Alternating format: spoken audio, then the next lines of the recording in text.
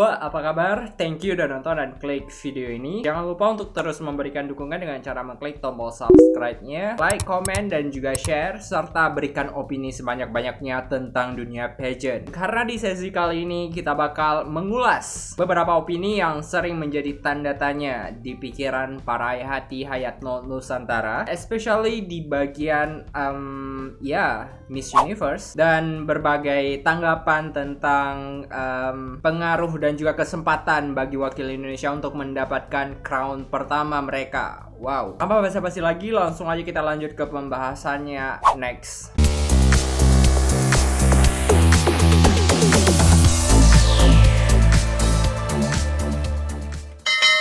Oke, firstly, gue kayak bener-bener mau memberikan pernyataan terkait video sebelumnya. Gue bener-bener kayak plotkan untuk ngomong bahasa Inggris, tapi karena memang banyak subscriber yang mengeluh di kolom komentar, jadi gue mutusin ada beberapa video ke depan yang bakal kita selang-seling. Jadi akan ada sesi bahasa Inggrisnya dan juga ada yang bahasa Indonesia ya, Wak ya. Jadi nggak usah khawatir, Wak. Aku tuh udah bener-bener siapkan sesuai dengan keinginan kalian semua biar stay tune terus di channel ini, ha. Oke, seperti thumbnail yang udah gua update dan juga judul, maka kali ini kita bakal memberikan opini dan gua bakal buka sesi ini dengan sebuah pernyataan. Kenapa sih wakil Indonesia bener-bener kayak kesulitan banget untuk mendapatkan crown dari MU? Kalau misalnya berbicara masalah kriteria, kayaknya udah mendekati ya, Wak ya. Bahkan kalau kita lihat perlakuan dari YPI tiap tahun kepada yayasan Miss Universe, maksudnya MU itu bener-bener istimewa dibandingkan dengan ajang pageant lain. Apakah ini kurang cukup untuk MUO agar bisa memberikan peluang kepada Indonesia mendapatkan crown pertama mereka?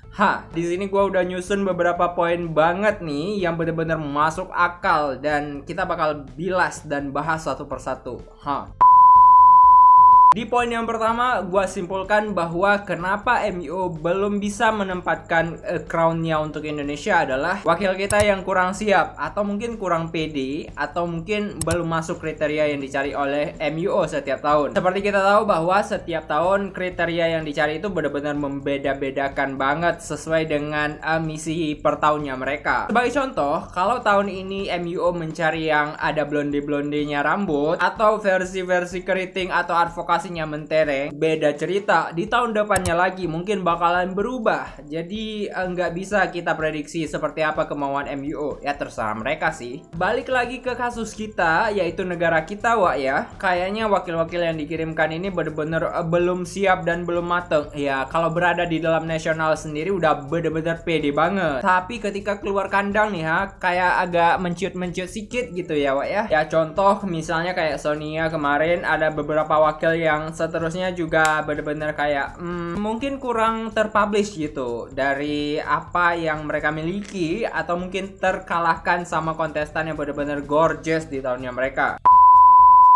Oke, poin yang kedua, kenapa MUO belum bisa memberikan mahkotanya ke Indonesia? Yang kedua ini adalah sesuatu yang sensitif. Kita tahu bahwa kalau misalnya sekelas wakil Indonesia aja terbang ke ajang Miss Universe nih kan, Wak, ya bener-bener masyarakatnya masih awam banget masalah kriteria ataupun ajang-ajang yang mungkin dikaitkan dengan agama-agama gitu. Bahkan kalau kita lihat, MUO tuh bener-bener kayak cari negara yang ulang.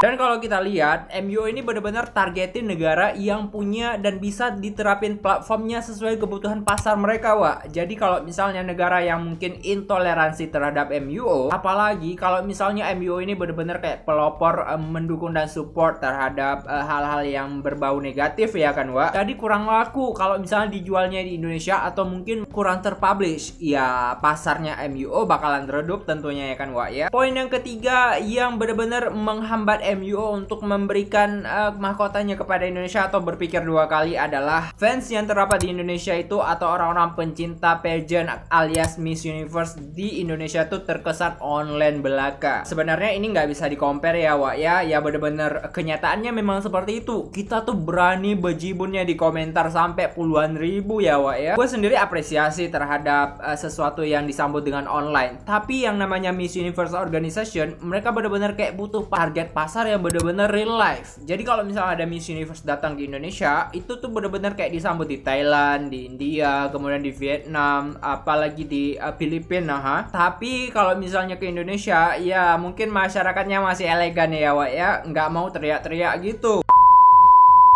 Alasan keempat kenapa MUO masih enggan memberikan mahkota kepada Indonesia, karena memang kiblat PI itu masih ala-ala kerajaan dan juga ala-ala keanggunan, kayak mungkin lebih sejalan dengan MW ataupun MI ya Wak ya. Jadi kalau kita lihat perpaduan antara malam final dari PI ini sendiri benar-benar kayak beda jauh banget dengan konsep MUT, MUP dan juga MU Vietnam. Kenyataannya prestasi Indonesia di ajang MI itu lebih mentereng dibandingkan dengan ajang MUA ya. Ya mungkin karena memang MI merasa ini ajang udah cocok banget sama ajang kita nih, ala-ala Putri Keraton Jepang gitu. Dan sebenarnya jujur ya Wak ya, bukan gua karena memang berpihak pada satu pemenang aja, tapi jujur dari tahun ke tahun mayoritas dari pemenang PI yang dikirimkan ke ajang Miss Internasional lebih smart ataupun lebih lebih punya kelebihan gitu. Kecuali ada beberapa tahun kayak tahunnya Frederica. Ya semoga aja tahun ini bener-bener ketiganya itu mentereng dan stabil ya Wak ya, nggak ada yang menonjol, nggak ada yang berkekurangan gitu. Alasan selanjutnya mengapa MUO masih tidak memberikan mahkota kepada Indonesia, karena memang Indonesia baru-baru aja melek pageant. Kita bisa lihat kalau misalnya dari perhelatan ajang Miss Universe di Filipina, di Thailand, kemudian di mana lagi, di negara-negara kayak Vietnam dan sebagainya, benar-benar mereka tuh berubahnya cepat banget. Kayak misalnya berubah berbenah dari tahun ini langsung naik 180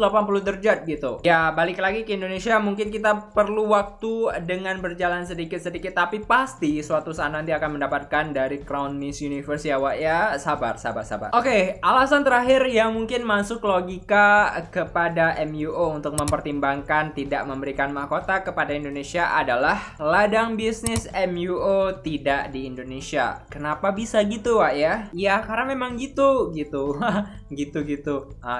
Maksudnya orang-orang Indonesia yang benar-benar kayak masih menjunjung tinggi adat-adat ketimuran, kayak kemarin itu kedatangan dari Harna Shandu ya. Dia sebelum berangkat ke Indonesia tentunya searching dulu di Google cemana adat istiadat dari masyarakat Indonesia. Oh, masyarakat Indonesia tuh ramah-ramah dan juga menjunjung tinggi kesopanan. Jadi kalau gua compare ketika Harnas datang ke Vietnam kemarin yang benar-benar sumringah dan juga kayak jelalatan kemana-mana, kalau datang ke Indonesia lebih anggun, lebih queenly gitu ya Wak ya. Jadi mungkin ini yang membuat MUO terkesan kayak Allah Indonesia ini benar-benar kayak negara yang punya sumber daya lebih, tapi benar-benar masih terikat dengan pakem-pakem tertentu gitu. Itulah Wak beberapa opini gue yang gue sampaikan kenapa MUO masih kayak mikir dua kali untuk memberikan mahkotanya ke Indonesia. Gimana pendapat kalian?